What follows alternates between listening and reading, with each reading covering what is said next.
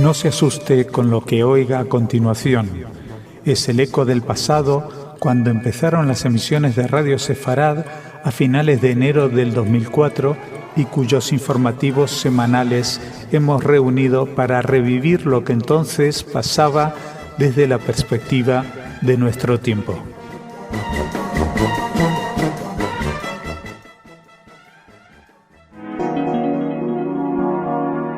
En Radio Sefarad, noticias.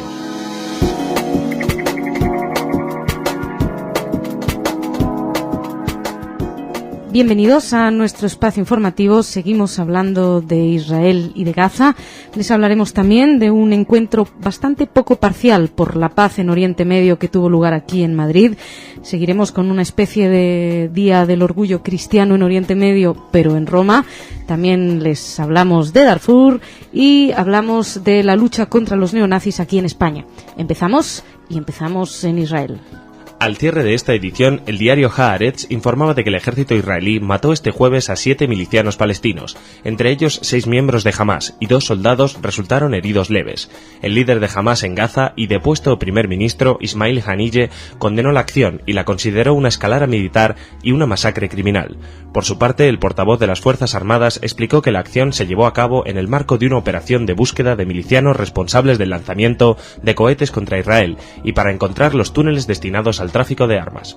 Hablamos más de este tema en el Desde Israel, que pueden escuchar hoy mismo con nuestro corresponsal Rolly Silverstein. También, mientras tanto, les comentamos que las buenas acciones dan réditos. Las buenas acciones, pónganlo entre comillas. Varios parlamentarios británicos firmaron ayer una moción para urgir el inicio de contactos internacionales con Hamás. ¿Por qué? Pues gracias a su mediación en la liberación del periodista de la BBC, Alan Johnston, en un llamado al que se sumaron varios colegas europeos. La moción fue presentada por un parlamentario del Partido Laborista, Richard Burdon, y fue firmada por 20 de sus colegas de varias facciones políticas, incluso el primer ministro escocés Alex Salmond, según reportó la misma BBC.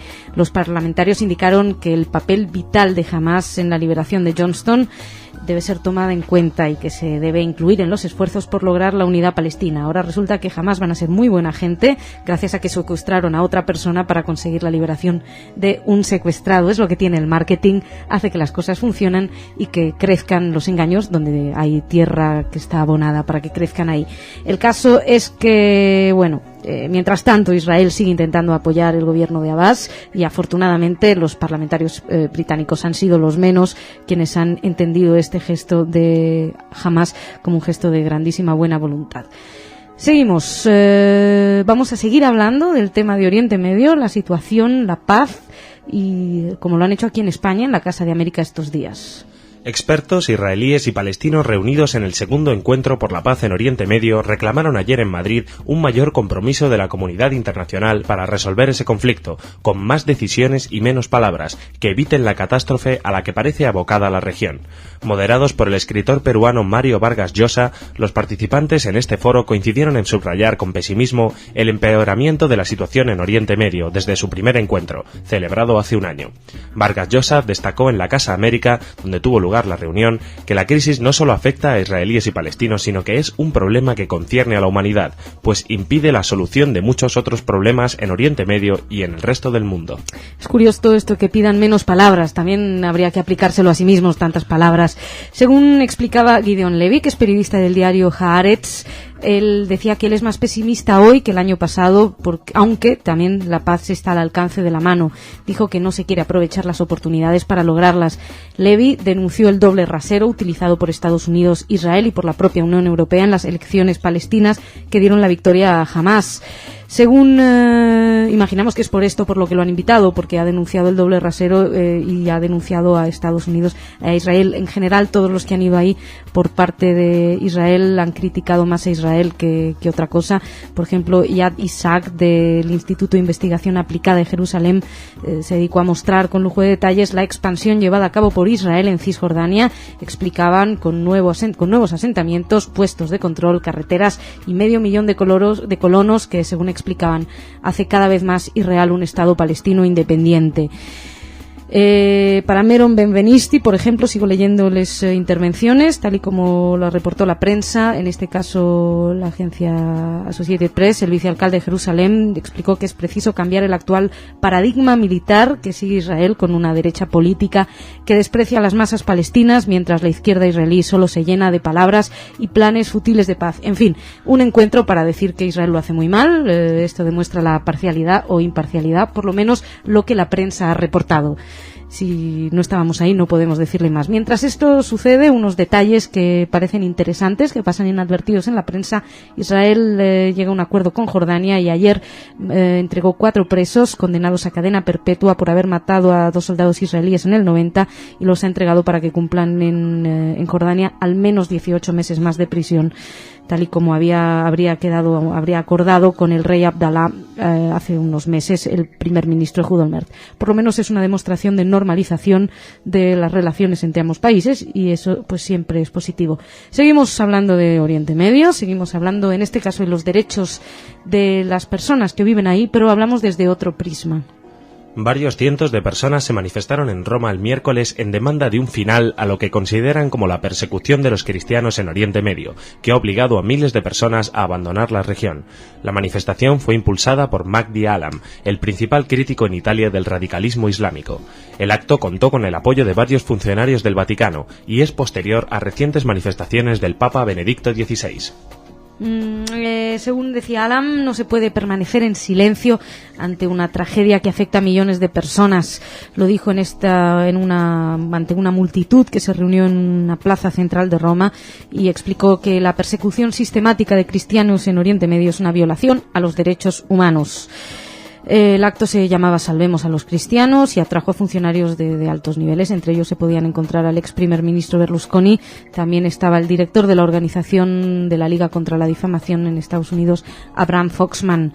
El Papa ya se manifestó de manera más abierta cada vez contra el sufrimiento de los cristianos en Oriente Medio y ha lamentado el asesinato y secuestro de sacerdotes y el hecho de que miles de los fieles hayan tenido que huir de la región ante la persecución y por los temores de su propia vida. Alrededor, en Jerusalén, según algunos cálculos, la población de palestinos cristianos ha caído el 2% solamente en Cisjordania, la Franja de Gaza y el lado este de Jerusalén, de mayoría árabe, después de que hubieran representado el 15% del total de la población en 1950. Y nos venimos aquí a España, les hablamos de los juicios contra un neonazi. El diario El País informó ayer de que 3 jóvenes vallisoletanos, entre los que solo fue identificado el neonazi Jesús Manuel C., agredieron y escupieron a una menor de ideología antifascista la noche del pasado 11 de enero en Valladolid. Para rematar el hecho, los neonazis grabaron una esvástica en el brazo de la joven de 16 años.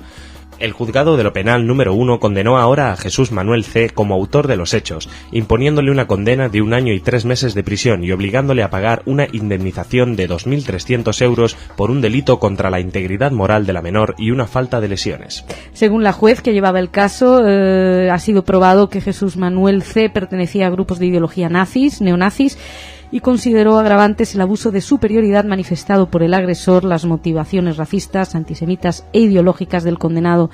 Para la titular del juzgado, el único motivo del ataque fue el hecho de que la menor luciera en su cazadora 2 chapas con una estrella roja de 5 puntas y una esvástica tachada, que es el símbolo antifascista, y bueno, así lo informó el Norte de Castilla, el diario del Norte de Castilla. Ha tenido bastante eco esta noticia, cosa en la que nos alegramos, porque todo lo que sea juicios contra los neonazis, pues hay que felicitarse si estos son condenados y si sirve para evitar que estos hechos se reproduzcan. Seguimos, y antes de marcharnos echamos un vistazo al exterior, miramos lo que sucede en Darfur. La misión de la ONU en Sudán señaló esta semana que tropas sudanesas y rebeldes han librado nuevos combates en la región sudanesa de Darfur, azotada por una guerra desde hace 4 años. El anuncio lo hizo la portavoz de la organización internacional Radia Asuri en una rueda de prensa ofrecida en Jartum. La portavoz subrayó que su misión ha recibido informaciones procedentes de Darfur que indican que los combates entre ambos bandos estallaron nuevamente el 26 de junio pasado en el norte de esa región. Asuri advirtió que la precaria situación de seguridad en Darfur sigue afectando las labores humanitarias, que aún continúan los ataques contra los empleados de las organizaciones de ayuda humanitaria y todavía se les sigue robando los coches, por ejemplo.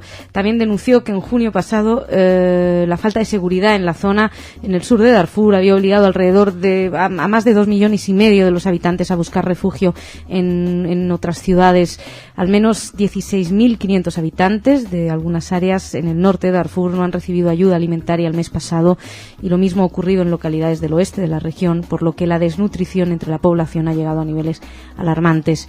Por otra parte, la portavoz dijo que la ONU recomendó a las autoridades sudanesas cerrar el campo de refugiados de Al-Salam, ubicado en el sur de Darfur, porque no se dispone de los servicios suficientes para ayudar a los 33.007 desplazados que viven en el lugar.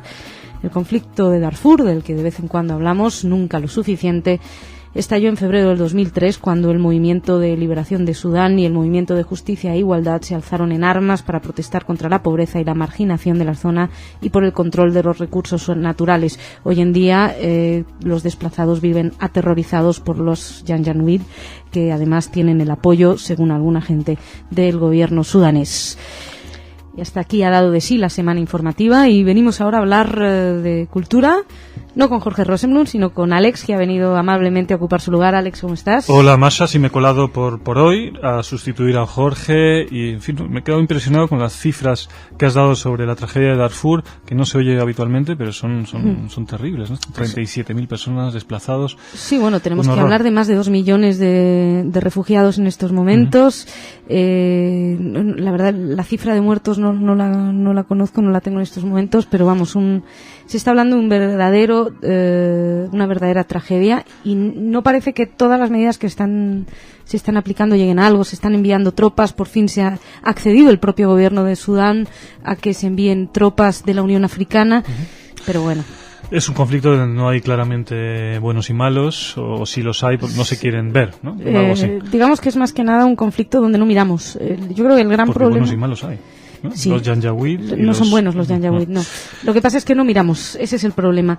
Bueno, más allá de Darfur, hablemos de cultura. Cultura relativamente, pues yo aprovechaba aquí mi intromisión en este espacio para hablar de cultura relativamente, porque voy a hablar de un libro que se presenta el viernes, es decir, hoy, 6 de julio, en la Asociación de la Prensa de Madrid, en la calle Claudio Cuello 98. El libro que se presenta se titula Jamás, la marcha hacia el poder, y su autora es Carmen López Alonso. En la editorial Libros de la Catarata. Carmen López Alonso es una profesora de pensamiento político en la Universidad Complutense de Madrid, y lo interesante de esta noticia es que es el primer libro que se publica en español sobre el movimiento Jamás. Y además de Carmen López, quien va a presentar el libro, van a participar Gustavo Suárez Pertierra, del Real Instituto del Cano, es el presidente de esta institución, Miguel Ángel Bastenier, conocido periodista del País, Merced Rivas, directora de comunicación y promoción de la editorial de La Catarata, y Carmen López Alonso, como decía, autora del libro. Masha. Puede ser interesante. Sí, seguro. El libro, de hecho, Carmen López Alonso va a estar con nosotros próximamente. Le hemos prometido una entrevista y esperamos que pronto esté con nosotros. Pues espero que sí. Más cositas que me traigas. Más cositas. Ruedan en Bolivia un telefilm francés sobre la captura del nazi Klaus Barbie. Ah, amigo. Interesante, sí. Es una película titulada, se está rodando, La Traque. ¿Se pronuncia así, Masha? Déjame que vea cómo se escribe. Pero La Traque, la caza. La caza, sí, la Traque.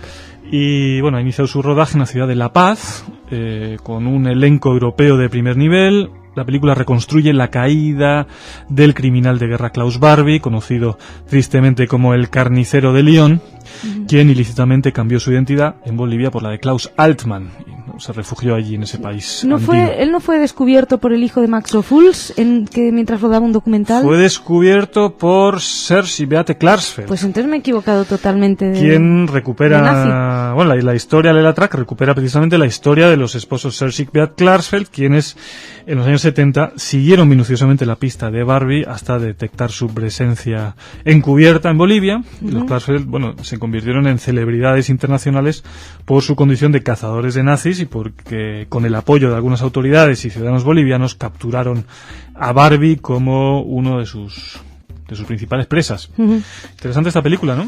Sí, la verdad es que sí. En general, todo lo que ronda, todas las historias personales de la gente, de los llamados conocidos como cazanazis, tiene realmente muchos recovecos muy interesantes. Decir también, Masha, para quien no lo recuerde, que el carnicero de Lyon fue el jefe de la policía secreta alemana de la Gestapo en esta ciudad francesa y condujo a la captura y asesinato de Jean Moulin, que fue el principal líder de la resistencia francesa a la ocupación alemana.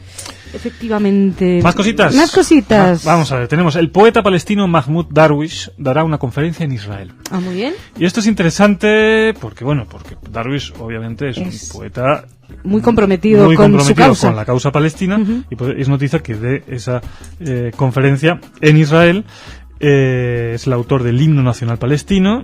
Esto tendrá lugar el 15 de julio en un recital de poesía en la ciudad de Haifa, 35 años después de haber abandonado el país, Haifa, en un ambiente de persecución por sus posturas nacionalistas. Lo interesante aquí también, más obviamente esto no es mainstream israelí, sino es el partido de la izquierda árabe judío Hadash, Frente Democrático por la Igualdad, que organiza este recital. Para mí me parece muy bien que una persona pueda ir ahí a hablar y plantear, sobre todo si es un poeta, que pueda expresarse, y sobre todo esto para todos los dudosos de la democracia israelí y de los derechos humanos en Israel, pues esto responde bastante. Darwish además vive en Ramallah, sí. Él han autorizado para ir a Haifa, y además, no solo en Ramallah y otras capitales árabes.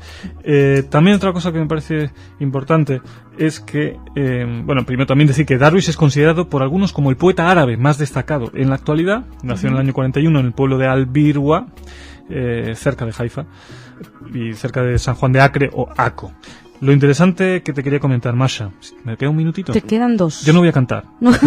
¿Pero vas a recitar un poema de Darwish? Tampoco, porque no lo tengo presente, pero sería interesante. En los años 90, el ministro de israelí de Educación, conocido Yossi Sarit, de Meretz, un conocido político, introdujo un poema del poeta palestino en los libros de texto para colegios, lo que desató obviamente una protesta por los sectores más nacionalistas, más conservadores. Finalmente, cuando el Likud llegó al poder, el poema fue eliminado de los libros israelíes. Lo interesante de esto, Masha, que me gustaría destacar, es que el problema en Israel no es que haya cosas antipalestinas. Es que o no hay nada, o hay algo absolutamente pro causa palestina, como el poema de Mahmoud Darwish, ¿no? Digo, por comparar con lo que hay en los libros de texto palestinos. Bueno, sí. En fin, pues Alex, muchísimas gracias. Gracias a ti, Masha, ha sido un placer. El placer ha sido Cuando mío. quieras vuelvo. Por favor, estás invitado todos los días, aunque esté Jorge. Me voy ahora al rincón de Irit a hablar de otros temas. Irit, ¿cómo estás? Hola. ¿Qué tal? Cantamos hoy. ¿Cantamos? ¿O dejamos de cantar? Cuéntame esto, no te entiendo. Ya que no ha cantado Jorge, ¿hoy tú vienes a cantar? Hablamos de Beverly Sills, la primera gran diva de la ópera norteamericana. Nacida de un matrimonio judío, acaba de morir a los 78 años de edad en su piso de Manhattan de cáncer de pulmón. Su nombre verdadero era Bella Silverman y había nacido en Alls Area de Brooklyn. Su padre era agente de seguros y había llegado al país procedente de Rumanía. Su madre había nacido en Rusia. Sills comenzó en el mundo del espectáculo a la edad de 4 años. Su madre decía de ella: será otra Shirley Temple, pero judía. Con la compañía neoyorquina de ópera ganó premios importantes de la crítica por su actuación de la Cleopatra en la ópera Julio César de Handel y por su interpretación de Lucía en Lucia de Lammermoor de Donizetti. Sills dejó la escena a los 50 años para ser directora general de la City Opera de Nueva York.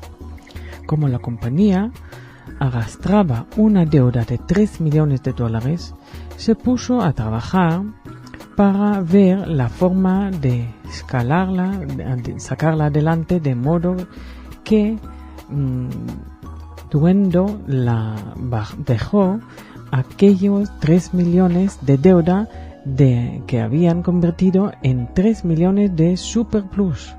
Sills llevó su talento al Lincoln Center of the Performing Arts donde en 1994 fue elegida presidenta del Consejo de Administración. En el año 2002 se convirtió en la directora de Metropolitan Opera de Nueva York.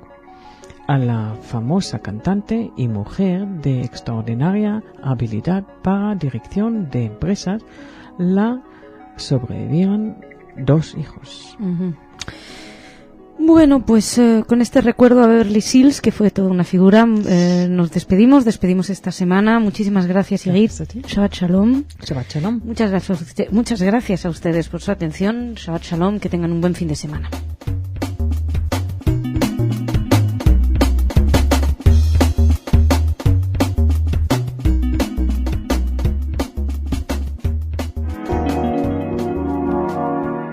En Radio Sefarad, noticias.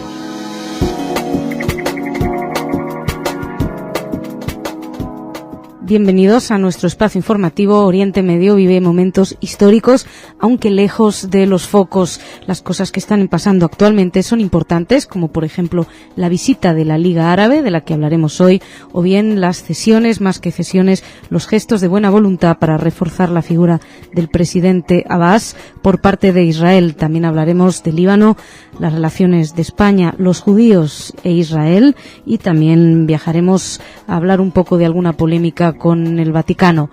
Empezamos en Israel. El gobierno israelí aprobó el domingo el inicio de la liberación de 250 presos de Fatah, movimiento del presidente de la Autoridad Nacional Palestina Mahmoud Abbas, para reforzarlo ante los islamistas de Hamas, dueños de la Franja de Gaza. Olmert habría prometido liberar a 250 prisioneros palestinos de entre unos 11.000 detenidos por Israel en el marco de los gestos de buena voluntad destinados a reforzar a Abbas tras la cumbre de Sharm el-Sheikh del 25 de junio. El principal negociador palestino, Saeb Erekat, reprochó sin embargo que la decisión de liberar a los presos no se hubiera adoptado en coordinación con la parte palestina. Bueno, sin embargo, el ministro palestino de Información, Riyad al-Maliki, sí que consideró que era un buen comienzo y que saludaban la liberación y esperaban que todos los prisioneros fueran liberados. Así se lo declaró a la agencia Agence France Presse, y también Ehud Olmert dijo que este gesto se hacía con la esperanza de reforzar en todas las formas posibles a los elementos moderados de la autoridad palestina. Si recuerdan, ya la semana pasada también, tras la reunión en Sharm el-Sheikh, Olmert transfirió unos $118 millones al gobierno palestino. Todos los esfuerzos que se están haciendo, tanto desde Israel como internacionalmente, son para reforzar a Mahmoud Abbas. Quienes no estaban contentos ayer eran la Yihad Islámica y Hamas. Ellos no estaban contentos porque la Autoridad Nacional Palestina aceptó la decisión israelí de abrir el paso fronterizo de Kerem Shalom para que entren a Gaza los miles de palestinos que se encuentran aún en Egipto desde que tomara el poder Hamas en Gaza. No están contentos porque ellos lo que quieren es que se abra el paso de Rafah para poder ellos, que está controlado por Hamas, y evidentemente Israel no tiene intenciones de abrir un paso fronterizo controlado por grupos que pronan la destrucción de Israel y que cuelan todos los terroristas posibles. El caso es que también por la zona está el primer ministro italiano, Romano Prodi, que está en una gira de 3 días por la zona para hablar del proceso de paz, y que ayer habló de la petición, instó a los líderes de Hamas a que liberen a Gilad Shalit. Ya saben que recordarán la semana pasada con la liberación del periodista de la BBC, se habló una vez más de que Gilad Shalit podía estar a punto de ser liberado, todavía no.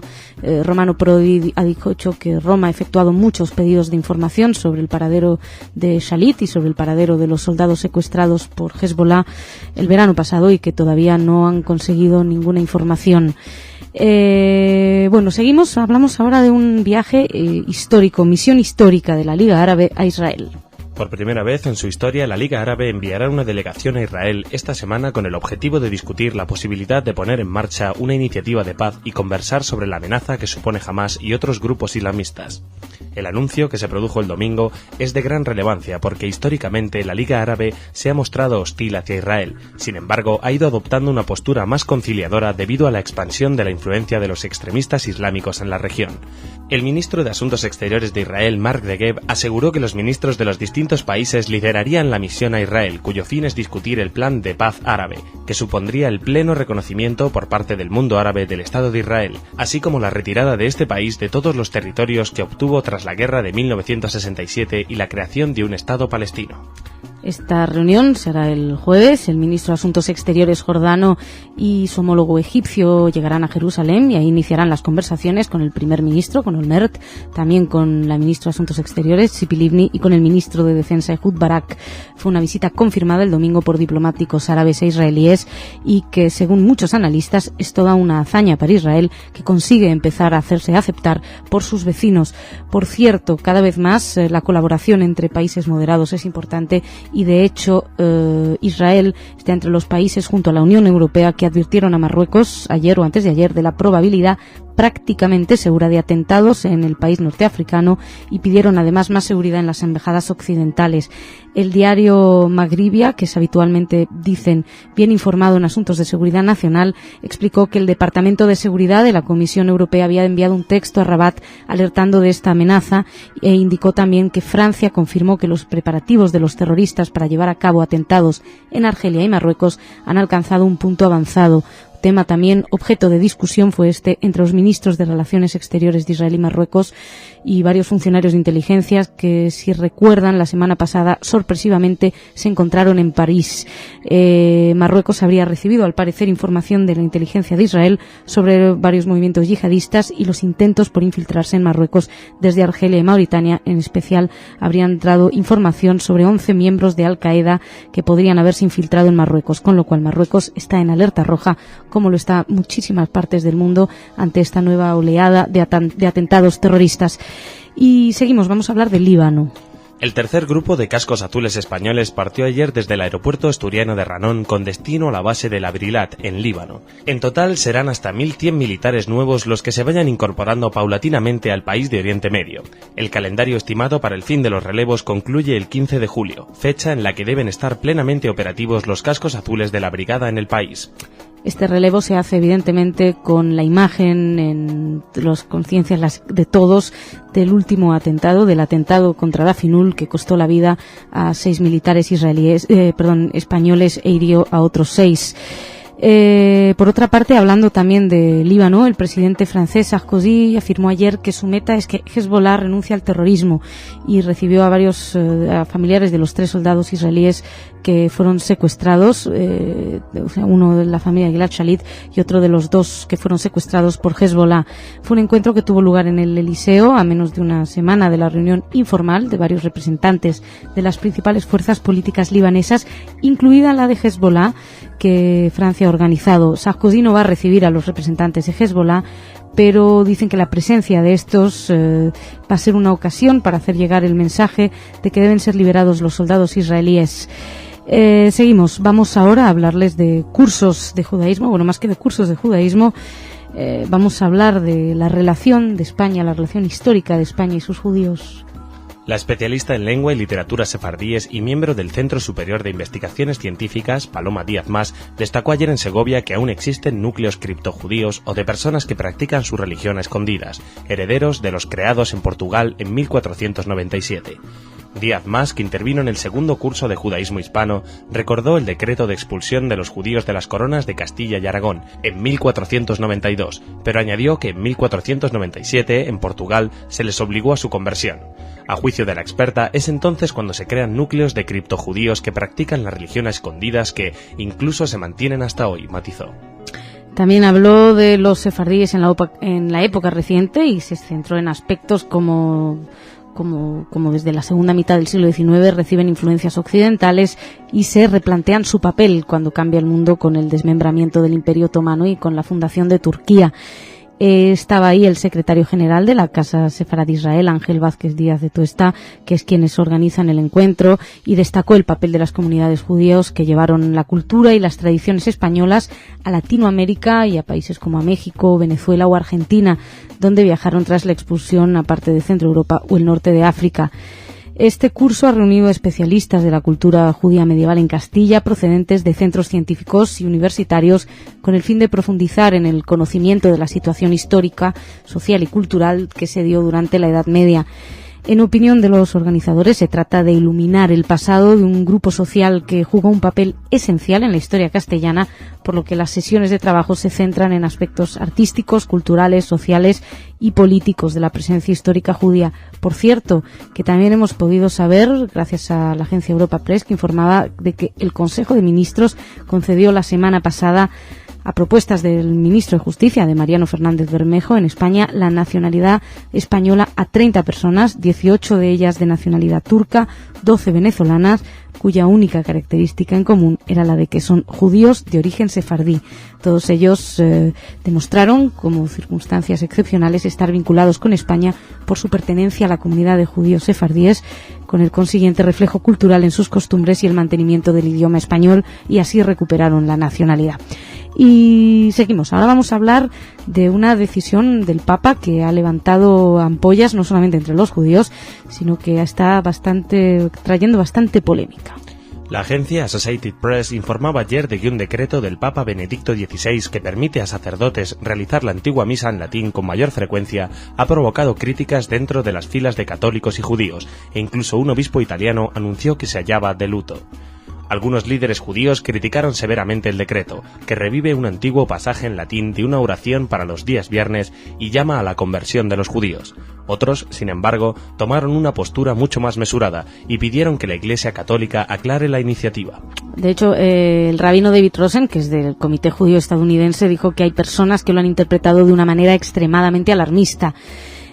Por parte de la representante en Roma del Comité Judío Estadounidense, el texto del decreto es ambiguo en referencia a los judíos.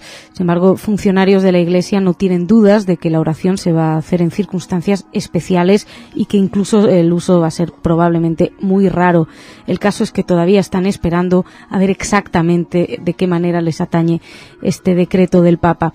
Y dejamos aquí esta primera parte del informativo. Vamos ahora con Jorge a hablar un poco de cultura, de la agenda cultural. ¿Cómo estás, Jorge? Aquí estamos muy cripto español. ¿Estás cripto español? Espero cripto que no... español, nadie me lo va a descubrir que soy español. Demasiado críptico. Demasiado oculto lo llevo. Pues nada, hoy tenemos con unos pequeños días, unos cortos días de retraso, un doble efemérides. Y el doble es pictórico y judío, mira tú por dónde. Son 120 años del nacimiento del pintor ruso Marc Chagall y 100 años del nacimiento de la pintora Frida Kahlo, de México. ¿El mismo día? El mismo día, pero con 20 años de diferencia. O sea, y Chagall es el más viejo. Claro. Bueno, Marc Chagall es considerado uno de los grandes de la plástica, con influencia del expresionismo, el cubismo. Nació el 7 de julio de 1887 y en Vitebsk, en Bielorrusia, bueno, entonces era el Imperio Ruso. Y estudió arte en San Petersburgo, luego en París, a donde se trasladó en 1923, después de la Revolución Rusa. Él dirigió la Academia de Arte de Vitebsk, ahí en Bielorrusia, y también el Teatro Judío Estatal de Moscú, del 19 al 22. Luego se trasladó a Francia, donde vivió prácticamente su vida, excepto del año 41 al 48 que vivió en Estados Unidos. Bueno, sus obras retratan los personajes judíos y escenas del shtetl, de la comunidad judía en las pequeñas aldeas rusas. Y el que quiera verlo, pues yo le recomiendo, si algún día viajan a Israel, que pasen por la sinagoga del Hospital Universitario Hadassah, donde hay 12 vidrieras magníficas hechas por él, pero bueno, más cerca también hay un museo Marc Chagall en Niza, etcétera, etcétera. Respecto a Frida Kahlo, pues ella es hija de padre judío, era húngaro, el padre nacido como Karl Wilhelm Kahlo, que al llegar a México se puso Guillermo para que lo pudieran llamar. Llegó en 1891 con 19 años de edad y se casó con Matilde Calderón y González, que era una devota católica de ascendencia indígena. Bueno, esta pintora, casada con Diego Rivera, es una de las máximas figuras de la pintura, y yo creo que una de las estandartes digamos, pintura de género, por llamarlo de alguna manera, o sea, pintora, una pintora, ¿no? Y bueno, en su casa azul, la casa azul que ella tiene en Coyoacán, justo el día que se conmemoraba el centenario, pues descubrieron un montón de dibujos nuevos y documentos de su vida. Y solamente una pequeña anécdota, que con el ascenso del nazismo en 1930 se cambió el nombre. En vez de llamarse Frida, se puso Frieda, que Fried quiere decir paz. Paz en alemán. Entonces, como si se llamara paz. Y vamos a cerrar la crónica con otro asunto que no tiene que ver con pintura, pero sí con el cine, con artes plásticas, dentro del Festival de Cine de Jerusalén, que se celebra a partir de ayer hasta el día 15 de julio. Esta es la 24ª edición anual, que cuenta con 200 producciones de 45 países. Pues hay 12 películas españolas y latinoamericanas, entre ellas una que ya ha tenido un poco de éxito aquí, el documental Invisibles de Javier Bardem. También la coproducción argentino-española XXY de Lucía Puenzo, La noche de los girasoles de Jorge Sánchez, Yo de Rafa Cortés, y una coproducción peruano-española, Mariposa Negra, de Francisco Lombardi. Y aparte, bueno, hay unas películas ecuatorianas, de Brasil, etcétera, y varios documentales. Eso es lo más importante de nuestra agenda de hoy. Mañana traeré más cositas. Mañana te esperamos ansiosos para que traigas más cositas. Muchas gracias, Jorge. Hasta luego. Me vengo ahora al rincón de Git. ¿Cómo estás? ¿Qué me traes? ¿Qué me cuentas? Hablo de dos bancos, con gran diferencia, claro. Israel ha puesto a disposición de los soldados de su país un banco de semen. Desde la guerra de Líbano última, más de 150 soldados han firmado una declaración mediante la cual se autoriza a sus familiares a utilizar su semen congelado para asegurar su descendencia en caso de muerte en combate o de quedar inhabilitados para la generación por heridas recibidas o accidentes. A esta importante iniciativa se le ha dado el nombre de herencia biológica y ha sido promovida y liderada por la organización Nueva Familia y por la abogada Irit Rosenblum, que dice: si el Estado pone en peligro la vida del ciudadano, no tiene derecho a prohibirle su posibilidad de procrear. La iniciativa de esta organización alcanza tanto a los soldados casados como solteros y sin pareja, a fin de que, llegado el momento, sus padres pueden tener un nieto procedente del hijo muerto, en caso de que el soldado quedara incapacitado para procrear debido a las heridas recibidas. Esta sería la única posibilidad de que la esposa quedara embarazada de él y de que la descendencia no se perdería. El otro que quiero hablar es el Banco de Israel, que va a lanzar una moneda de 2 shekalim, de tamaño intermedio entre los de 1 shekel y los de 5 que ya existen. Como los oyentes deben saber, la unidad monetaria de Israel es el shekel, dividido en 100 agorot o céntimos. Las monedas actuales tienen los siguientes valores: 10, 5, 1 shekel y 50 y 10 agorot o céntimos. Y estas monedas se unirá en breve a estas monedas la anunciada de 2 shekalim, o en hebreo shekalim, shekel. Muy banquera hoy, ¿eh? Sí. Irit, muchísimas gracias. Gracias a ti. Muchas gracias a ustedes por su atención. Mañana más.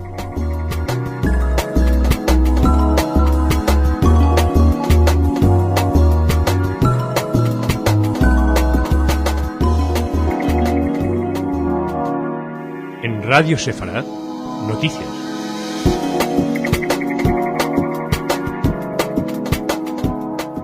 Bienvenidos a nuestro espacio informativo. Ayer fue un día de entrevistas.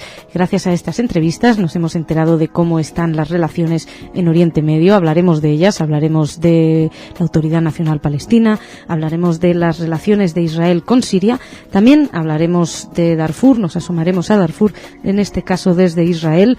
También hablaremos de la propuesta del nuevo presidente para el Fondo Monetario Internacional, Dominique Strauss-Kahn, y también estaremos para prepararnos para la reinauguración construcción de una sinagoga histórica de la comunidad judía de Rodas.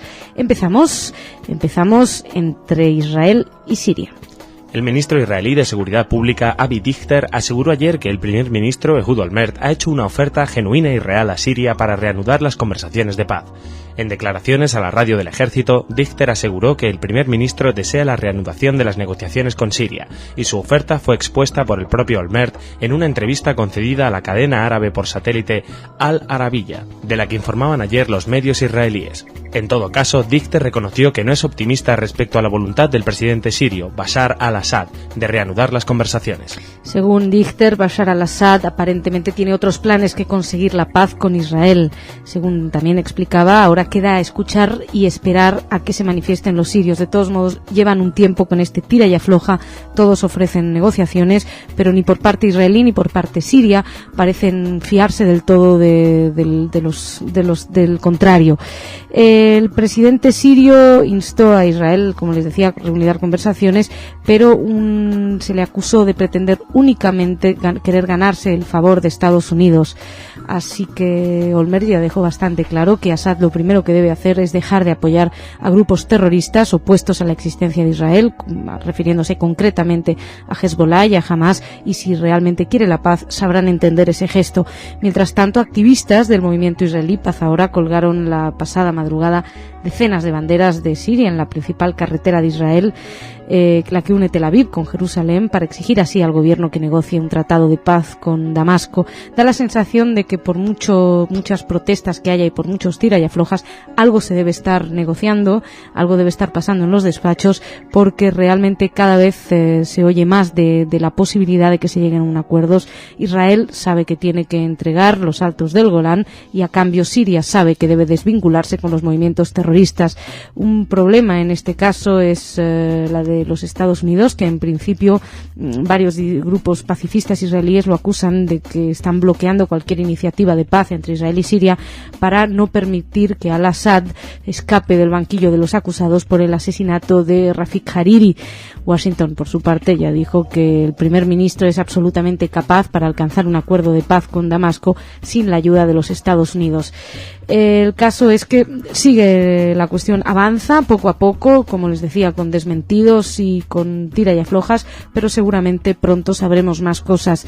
Mientras tanto, mientras si se aclara si hay una posibilidad de diálogo, la inteligencia militar israelí ha asegurado que Siria se está preparando para una guerra inminente y los altos mandos israelíes han ordenado una serie de maniobras en el Golán para entrenar a sus hombres. Nosotros aquí nos hicimos eco de ellas, pero en todo momento especificaban que eran maniobras de defensa. Bueno, vamos a seguir hablando de entrevistas. Otra entrevista también esclarecedora. En una entrevista publicada ayer por el diario español El País, el primer ministro israelí Ehud Olmert aseguró no creer en la reconciliación entre Hamas y Fatah, especialmente tras la toma militar el mes pasado de la Franja de Gaza por los milicianos de Hamas. Olmert expresó en dicha entrevista que Hamas es una fuerza destructiva y extremista, cuyo único objetivo es empuñar las armas contra Israel. Además, Olmert insistió en que no cree en la reconciliación entre Hamas y el presidente palestino Mahmoud Abbas, quien le indicó en una ocasión que nunca haría las paces con el grupo islamista y que lo combatiría siempre. En la entrevista dice una frase muy concreta, que es: el propio Abu Mazen ha visto cómo los de Hamas se prepararon para matar palestinos con una brutalidad como nunca vio en su vida el propio Olmert. Preguntado por el principal problema de Oriente Medio, en la entrevista Olmert explica que la principal causa del terrorismo y la violencia es el terrorismo y la violencia en países como Afganistán, Pakistán e Irak, y que el problema es el extremismo islamista. Abbas, también en una entrevista, en esta ocasión para la cadena italiana RAI, sostuvo esta semana que jamás ha permitido a Al-Qaeda, los terroristas de Al-Qaeda, entrar en la Franja de Gaza, cosa que jamás ha negado rotundamente, y dice que lo que está intentando Abbas es enemistarlo con la opinión pública.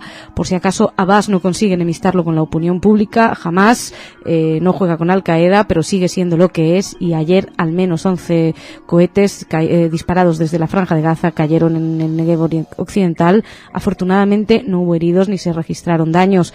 La mayoría de los cohetes cayeron por la mañana ayer cerca del cruce de Kerem Shalom, que une Israel y Gaza. Ya saben que es el cruce que Israel está dispuesto a abrir, pero Hamás no quiere, porque ven que su funcionamiento es una agresión israelí. Hamás lo único que quiere abrir es el cruce de Rafah con Egipto, porque lo controlan ellos mismos y entonces así pueden hacer lo que les dé la gana. La verdad es que, claro, como no les gusta que se abre otro, pues bombardean ese otro. Hamás, ayer se pudo saber también que ha prohibido el ingreso de frutas y verduras israelíes, solamente permite el ingreso de alimentos básicos como pan y leche.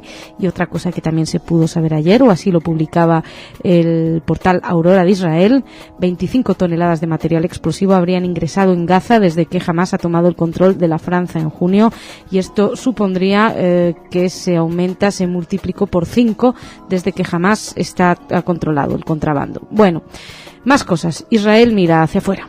Según informó este lunes el diario israelí Haaretz, el Ministerio de Seguridad Pública y el Servicio de Prisiones israelíes decidieron establecer un campamento en la región del Negev, en el sur del país, para albergar a refugiados procedentes de África, principalmente de Sudán. Según el acuerdo alcanzado por el ministro de Seguridad Pública Avi Dichter y el representante de prisiones Benny Kaniak, el campamento se erigirá en las cercanías de la prisión de Ketziot, en Negev. Por su parte, el ministro sudanés del Interior consideró hoy que Israel está animando a los ciudadanos de su país a emigrar a Israel para perjudicar la imagen del gobierno sudanés.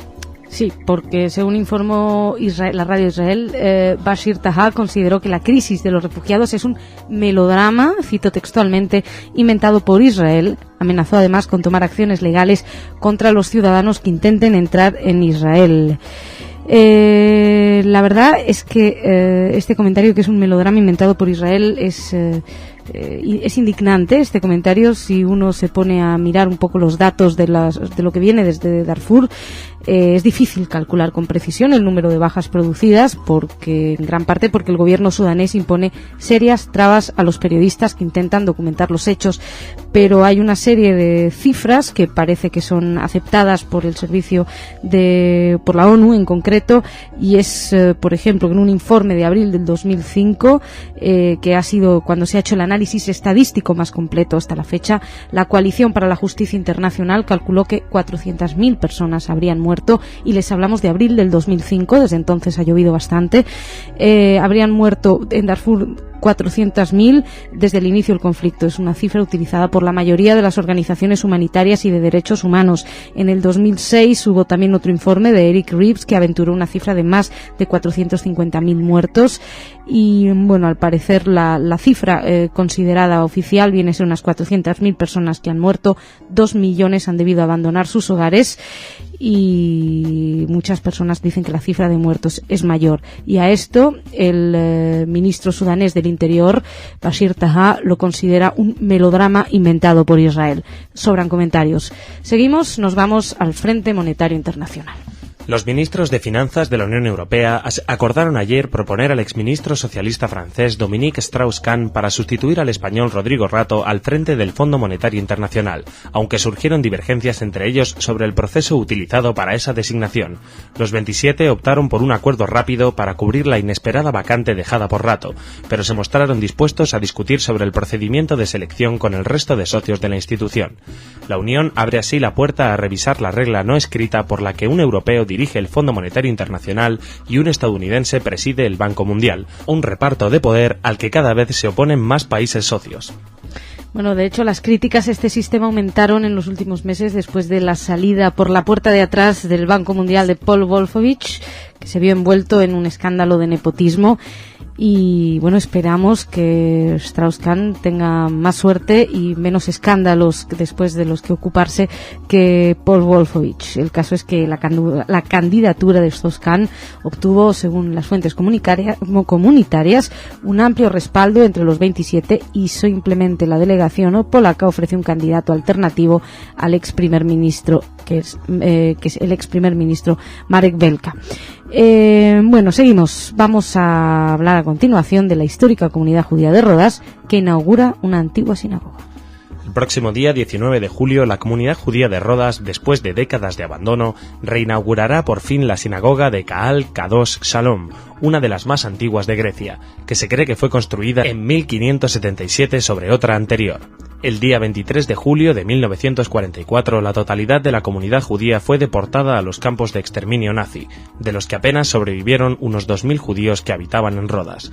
Son precisamente estos supervivientes, junto a un pequeño grupo de personas descendientes de esta comunidad, quienes con tremendo esfuerzo personal y económico han logrado sacar del olvido y la ruina este emblemático edificio, como primer paso en la reconstrucción de la vida que les fue robada y como homenaje a las miles de víctimas de Rodas. Para esto han creado una comunidad simbólica porque el número es muy pequeño, sus miembros están muy dispersos y simplemente han contado con sus propios medios para elaborarla, para reconstruirla. Con esta inauguración de la sinagoga, museo y biblioteca pretenden reavivar así la llama del judaísmo en un lugar en el que se haya extinguida y recuerdan así su pasado y riegan de este modo las semillas del futuro. Es una noticia que nos facilitó Samuel Ben Susan, nuestro viajero sefardí, y con quien tendremos muy pronto la ocasión de hablar respecto a la sinagoga y respecto a la comunidad de Rodas, conocerla un poco mejor y hacernos eco de esta noticia que les ha costado mucho reavivar. Bueno, nosotros dejamos aquí esta primera parte informativa y vamos a hablar con Jorge, vamos a hablar de cultura. Jorge, ¿cómo estás? Muy bien, aquí y a raíz de lo que comentabas de esta sinagoga que se reabre en Rodas con 60 o 70 años de abandono, pues aquí tenemos otro ejemplo de una comunidad judía que retoma el proyecto de una sinagoga, esta vez con 500 y pico años de diferencia, la comunidad de Málaga. El colectivo judío de Málaga ya ha entregado al ayuntamiento un borrador con el diseño del nuevo edificio que completará la conexión con Alcazabila mediante una nueva plaza. Esto es en Málaga, en la calle Granada. El edificio va a tener unos 600, primero va a ser una sinagoga de unos 600 metros cuadrados, una capacidad de unos 150 hombres y 80 mujeres, y decimos esto de hombres y mujeres porque tienen recintos separados. La segunda planta, un salón de usos múltiples para unas 150 personas, y en el ático unas aulas de formación en religión judía, y en total van a ser unos 1.400 metros cuadrados. Y bueno, estamos esperando a que realmente se ponga en marcha, porque a pesar de que la comunidad judía de Málaga no es tremendamente numerosa, sí que va creciendo, no solamente por los aportes de los judíos españoles, sino también por los aportes de los judíos extranjeros residentes en la provincia de Málaga y en la Costa del Sol, que hay muchos alemanes, ingleses, etcétera, que pasan sus vacaciones y que se asientan definitivamente y por lo tanto necesitan un sitio de culto. Bueno, pues ya lo van a tener pronto. Y aquí tenemos el diálogo Ashkenaz-Sefarad, Sefarad-Ashkenaz. Estos son confluencias y divergencias de un vínculo profundo. Lo organizan en Buenos Aires nuestros amigos del Centro de Investigación y Difusión de la Cultura Sefardí, CIDICSEF. Ya habíamos anunciado una primera charla el miércoles pasado, y para hoy, miércoles 11, a las 7 de la tarde, la profesora Alicia Benmergui, Aportes y relaciones entre el mundo ashkenazí y sefaradí, primera parte, y la semana siguiente, el miércoles 18, a la misma hora, al mismo sitio, la segunda parte. Y ya que estamos, anunciamos la del siguiente miércoles, que es el 25, con el doctor Fernando Schlagen, que es un filósofo del cual hemos oído hablar en varias secciones aquí. El amor y el deseo en el judaísmo, la herencia de la filosofía judía sefardí. Todo esto en la sede del CIDICSEF en Buenos Aires, en la calle Salguero al 700. Muy bien, hay que decir también que Alicia Benmergui, nosotros hemos tenido la suerte de también contar con ella en numerosas ocasiones. Muy bien. Más. Sí. Más, y luego voy a terminar con un tirón de orejas para ti. Tengo un reproche para ti. Pues yo no sé si seguir, porque igual van a ser 2 tirones de oreja. Bueno, en el cuarto Festival de Música Medieval de Alarcos va a haber un programa el 17 de julio, viernes 17 de julio, del grupo de música sefaradí Sirma, con su trabajo La llave de tu corazón, del cual ya hemos hablado y hemos puesto su música simplemente para anunciarlo. Y otra cosa más que sucede un poco lejos, en Nueva York. Con textos de Isaac Goldenberg y trabajos plásticos de Lisa Schneiderman, se presenta Raíces Safi Rotos, poemas en afiches en español y en quechua, y Raíces del mestizaje, pinturas en el Consulado General del Perú. Entonces la inauguración ya ha sido con una charla de Isaac Goldenberg, y la exposición seguirá hasta el 27 de julio, de lunes a viernes, y Tengo alguna cosa más, pero dime que me carcome la duda. Resulta que ayer dijimos, hablábamos de Frida Kahlo, y bueno, hemos tenido un oyente atento que nos dice que, para ser justos, parece ser que existe alguna controversia respecto al hecho de que Frida Kahlo sea hija de padre judío húngaro, y nos da algunas direcciones donde podemos ir a verlo. Dice que sin acritud y con estima nos hace vale. No, yo lo que tenía entendido es eso de que su padre, ayer dije su nombre que era muy complicado, tenía la chuleta, hoy no la tengo, de Wilhelm Friedrich Kahlo, que se hizo llamar Guillermo, que llegó en 1891. Eso es lo que recuerdo, y que en las enciclopedias que he consultado he encontrado. Pues posiblemente haya alguna controversia, pues si la hay, hayla. A verla, hayla. De todos modos, es de agradecer que estén atentos, que nos digan estas cosas. Hombre, está muy bien, muy bien. Estábamos poniéndoos a prueba, ¿eh? Había uno escuchando. Jorge, muchísimas gracias. No te dejo seguir. No. Mañana nos dices lo que queda. Muy ¿sí? bien, hasta luego. Hasta luego. Me vengo ahora al rincón de Igrit. Igrit, ¿cómo estás? Bien. Cuéntame de qué nos vas a hablar. Hablamos de Yitzhak Kol, productor y director de cine israelí, que ha muerto a la edad de 75 años. En el hospital de Kfar Saba, Meir, debido a una pulmonía. Kol, uno de los más prominentes productores de cine y televisión en Israel desde 1970 a 1990. Estaba implicado en la producción de numerosas películas. Su funeral tendría lugar en el cementerio de Yarkon. Había nacido en Petah Tikva en 1932 y se unió a la industria del cine en los años 1960. Cuando el director Baruch Diena le invitó a trabajar con él en la película Hem Hayu 10, ellos eran 10. Después se cambió al mundo del teatro, siendo durante varios años director general del Kameri Theater de Tel Aviv. Y finales de los 1960, Margot Klausner le contrató para dirigir los Herzliya Studios. Klausner soñaba con crear una especie de Hollywood en Oriente Medio, y Kol sería el encargado de realizar su sueño. Varias de las grandes figuras del cine israelí de los años 1970 fueron posibles gracias a él. A él se debieron algunas de las mejores films realizados en el país, como Hashoter Azulay, el policía Azulay, dirigida por Efraim Kishon y nominada a un Oscar. Otras de las películas hechas posibles por él fueron Metzitzim, Mirones, y Enaim Gdolot, Ojos Grandes, Hatzilo et Hamatzil, Salvad al Salvavidas, y otras. Como director de los Herzliya Studios, Kol produjo series famosas para televisión, entre cuyas shows destacan Ze Hasot Sheli, Sachek Ota y Teisha Baribua. No hubo parcela alguna de la industria del cine y la televisión que no tocara. Bueno, pues queda aquí nuestro recuerdo para Yo recuerdo especialmente a ese personaje. Sí.